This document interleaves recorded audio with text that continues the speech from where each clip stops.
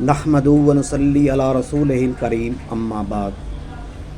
یزید کا دفاع کرنے والا یزیدی بھی ویسے ہی لعنت کا مستحق ہے جیسے یزید ہے۔ یزیدی کہتا ہے کہ یزید تابعین میں سے تھا۔ یزید نیک شخص تھا۔ یزیدی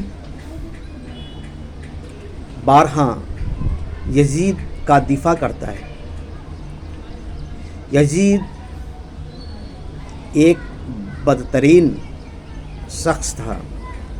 جب امام حسین رضی اللہ عنہ شہید ہو گئے اور اہل حرمین جب یزید کو خلیفہ ماننے سے انکار کر دیا تو یزید نے حرمین میں فوج بھیجا اور اس کی فوج وہاں لوگوں کو شہید کیا، عورتوں کے ساتھ زنا کیا اور مسجد نبوی میں گھوڑا باندھا اور کعبہ شریف پہ سنگ باری کیا، جس سے کعبہ شریف میں آگ لگ گئی۔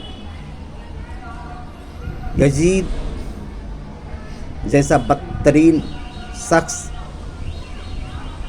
کوئی نہ تھا، اس لیے ہم کو چاہیے کہ یزید پہ لعنت بھیجے اور اس کا دفاع کرنے والے پر بھی ہم لعنت بھیجیں اور اس سے اپنا کوئی بھی تعلق نہ رکھیں۔